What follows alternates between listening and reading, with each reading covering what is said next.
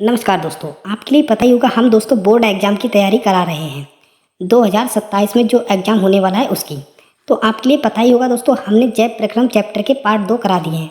अब हमने पार्ट 2 से दोस्तों 10 प्रश्न निकाल लिए हैं। अगर आपने जैव प्रक्रम चैप्टर का पार्ट 2 देखा है तो आप इन 10 प्रश्नों को कर पाओगे। हालांकि दोस्तों इस चैप्टर का पार्ट 3 भी जल्दी आने वाला है। हम विस्तार से दोस्तों इसलिए पढ़ा रहे हैं क्योंकि अभी हमारे पास बहुत समय है। जैसे जैसे एग्ज़ाम पास आता जाएगा हम अपनी साइंस की पूरी बुक को इस तरीके से समझ लेंगे दोस्तों कि आप पेपर में एक भी प्रश्न नहीं छोड़ के आओगे। हालांकि दोस्तों पार्ट 2 से ये हमारा टेस्ट शुरू होता है, ठीक है। तो सभी प्रश्न पार्ट 2 से हैं। तो चलिए करते हैं पेपर को स्टार्ट। पहला हमारा प्रश्न है इसका, पितरस का निर्माण कहाँ होता है? विकल्प है अग्नाशय, बड़ी आंत, छोटी आंत, यकृत। तो आपको अपने मन में डिसाइड करना है। अभी मैं पूछूंगा लास्ट में आपसे 10 में से आपने कितने सही किए थे, तब आपको बताना है। कम से कम 7 तो बता 7 सही होने चाहिए। अगर आपने वीडियो देखी है तो 7 क्या आप पूरे 10 में से 10 सही कर दोगे। तो चलिए आपको बताना है, आपको डिसाइड कर लेना है अपने मन में इसमें से कौन सा सही है। तो दोस्तों अगर आपने यकृत को डिसाइड किया है तो आपका उत्तर एकदम सही है। पित्त का निर्माण कहाँ होता है? यकृत में होता है। इस चित्र में यकृत अर्थात लिवर दिखाया गया है। चित्र के पास तीर द्वारा बताया गया है कि पित्त का निर्माण यकृत में होता है, अर्थात पित्त रस बनाने का कार्य यकृत करता है। दूसरे नंबर का प्रश्न है हमारा, पित्त रस का संग्रह, ध्यान रखना संग्रह किस अंग में होता है? हमें बताना है पित्त रस का संग्रह किस अंग में होता है। विकल्प है हमारे ए यकृत, अग्नाशय, पित्ताशय, अमाशय। आपको इसमें से डिसाइड करना है। अगर दोस्तों आपने विकल्प सी को डिसाइड किया था तो उत्तर आपका सही है। किस में संग्रह होता है पित्त रस? तो पित्ताशय में होता है, ठीक। तो देखिए, यह पित्ताशय अर्थात गैल ब्लैडर है। इसका कार्य पित्त का निर्माण करना नहीं बल्कि उसका संग्रह करना है। चलिए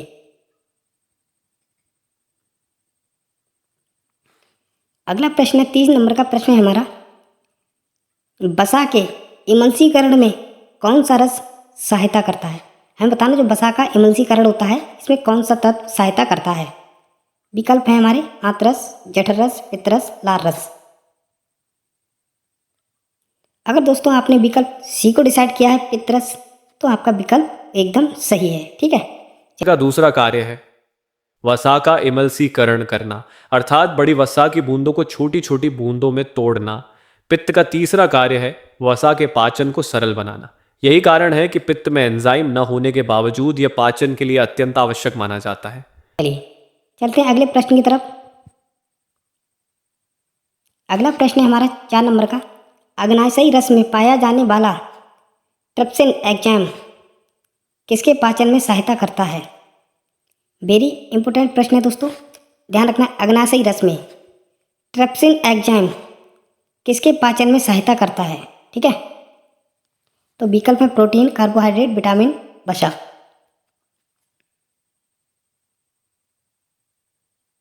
अगर दोस्तों आपने विकल्प ए को डिसाइड किया है तो उत्तर आपका एकदम सही है।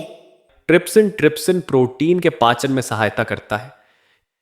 चित्र में दिखाया गया है कि ट्रिप्सिन प्रोटीन को छोटे पेप्टाइड्स में परिवर्तित करता है। याद रखिए, प्रोटीन छोटे पेप्टाइड्स, यह परिवर्तन ट्रिप्सिन की सहायता से होता है। चलिए चलते हैं अगले प्रश्न की तरफ।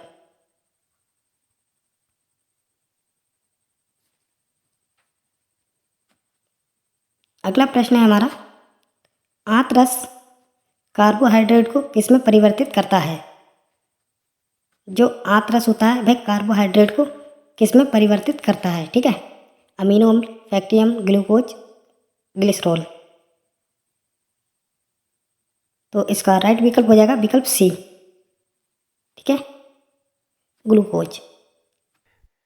पहला परिवर्तन कार्बोहाइड्रेट ग्लूकोज अर्थात जटिल कार्बोहाइड्रेट अंततः ग्लूकोज में परिवर्तित हो जाते हैं।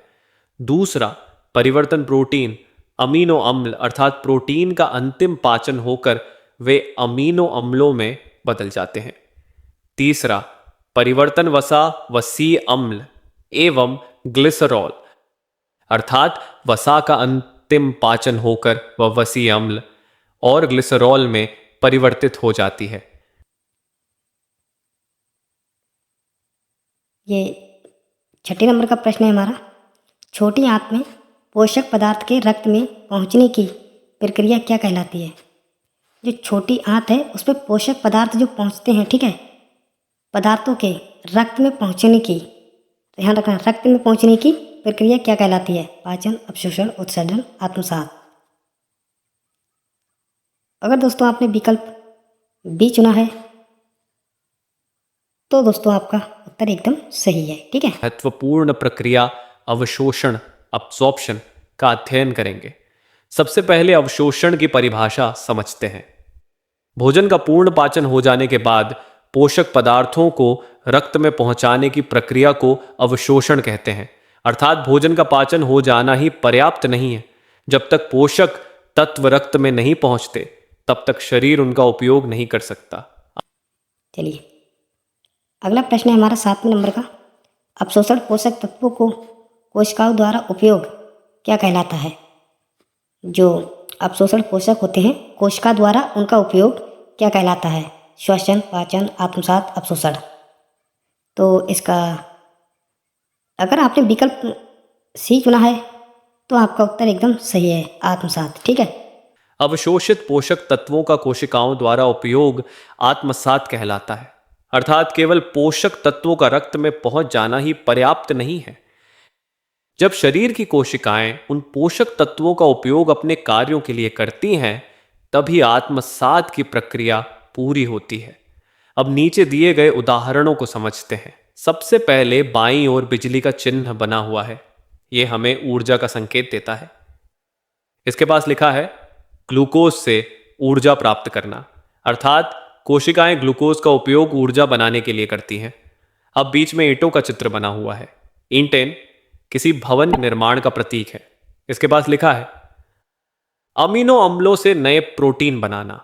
जिस प्रकार ईंटों से भवन बनता है उसी प्रकार अमीनो अम्लों से शरीर में नए प्रोटीन बनते हैं। ये प्रोटीन वृद्धि, विकास तथा ऊतकों की मरम्मत में सहायता करते हैं। अब दाईं ओर लकड़ी का बॉक्स बना हुआ है। यह भंडारण अर्थात संग्रह का प्रतीक है।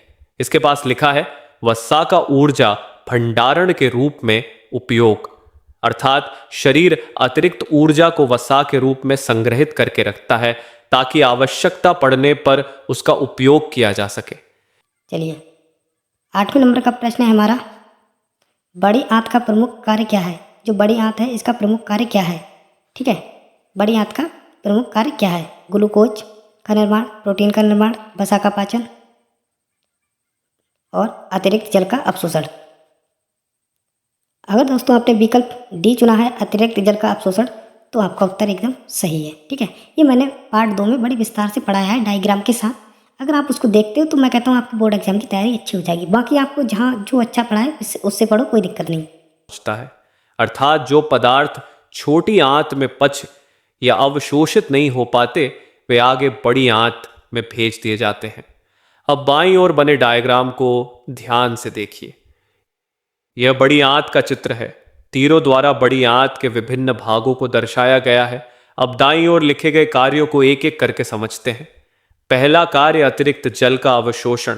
बड़ी आंत अपचित भोजन में उपस्थित अतिरिक्त जल को अवशोषित कर लेती है। इससे शरीर में जल का संतुलन बना रहता है। दूसरा कार्य कुछ लवणों का अवशोषण। बड़ी आंत कुछ आवश्यक लवणों को भी अवशोषित करती है।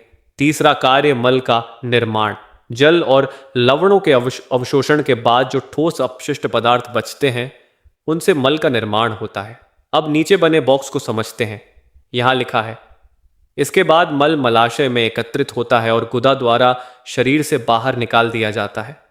अर्थात बड़ी आंत में मल बनने के बाद वह मलाशय में संग्रहित किया जाता है, फिर उचित समय पर गुदा के माध्यम से शरीर से बाहर निकाल दिया जाता है।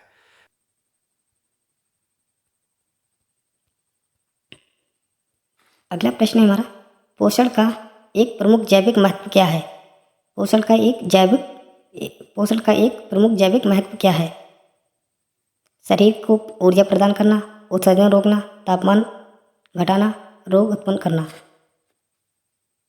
अगर आपने विकल्प ए को चुना है तो उत्तर आपका एकदम सही है, ठीक है, शरीर को ऊर्जा प्रदान करना। सबसे पहले इस पेज की पहली पंक्ति पर ध्यान दीजिए। यहां लिखा है कि पोषण केवल भोजन ग्रहण करने तक सीमित नहीं है। अर्थात पोषण का अर्थ केवल खाना खाना नहीं है, बल्कि भोजन से प्राप्त पोषक तत्वों का शरीर में उपयोग भी उतना ही महत्वपूर्ण है। अब बीच में बने गोलाकार डायग्राम को देखिए। इस डायग्राम के केंद्र में यह प्रक्रिया लिखा हुआ है और चारों ओर तीरों द्वारा पोषण के महत्व को दर्शाया गया है। सबसे पहले बाईं ओर ऊपर लिखे बिंदु को समझते हैं। पोषण शरीर को ऊर्जा प्रदान करता है। हम जो भी कार्य करते हैं, चलना, दौड़ना, पढ़ना, लिखना, खेलना या सोच विचार करना, इन सभी के लिए ऊर्जा की आवश्यकता होती है। यह ऊर्जा हमें पोषण से प्राप्त होती है। अब बाईं ओर नीचे लिखे बिंदु को देखिए। पोषण जीवन की सभी जैविक क्रियाओं को संचालित करता है। शरीर के भीतर हजारों जैव रासायनिक क्रियाएं लगातार चलती रहती हैं। इन सभी क्रियाओं के संचालन के लिए पोषण आवश्यक होता है। अब दाईं ओर ऊपर लिखे बिंदु को समझते हैं। पोषण वृद्धि एवं विकास सुनिश्चित करता है। बच्चों में लंबाई बढ़ना, वजन बढ़ना तथा शरीर का विकास होना, ये सभी उचित पोषण पर निर्भर करते हैं। अब दाईं ओर बीच वाले बिंदु को देखिए। पोषण क्षतिग्रस्त ऊतकों की मरम्मत करता है। यदि शरीर को चोट लग जाए या कोई ऊतक क्षतिग्रस्त हो जाए तो उसकी मरम्मत के लिए पोषक तत्वों की आवश्यकता होती है। अब दाईं ओर नीचे दिए गए अंतिम बिंदु को समझते हैं। पोषण रोग प्रतिरोधक क्षमता को मजबूत बनाता है। अच्छा पोषण शरीर को रोगों से लड़ने की शक्ति प्रदान करता है और हमें स्वस्थ बनाए रखता है। अब सबसे नीचे लाल बॉक्स में लिखी चेतावनी को समझिए। यहां लिखा है कि यदि शरीर को पर्याप्त पोषण न मिले तो वृद्धि रुक सकती है, रोग बढ़ सकते हैं और शरीर की कार्यक्षमता कम हो सकती है। अर्थात स्वस्थ जीवन के लिए उचित पोषण अत्यंत आवश्यक है।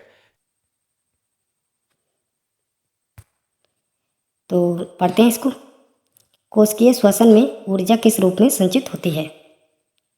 आपको बताना है, ध्यान से पढ़िए। कोशिकीय श्वसन में ऊर्जा किस रूप में संचित होती है? ठीक, डीएनए, आरएनए, एडीपी, एटीपी। ये तो मैंने पूरा डायग्राम के साथ समझाया है। और जहाँ पे हमारा पार्ट खत्म होता है लास्ट में, वहाँ पे मैंने बड़ा अच्छे से डायग्राम बना के समझाया है। इसका राइट आंसर हो जाएगा एटीपी। ठीक है।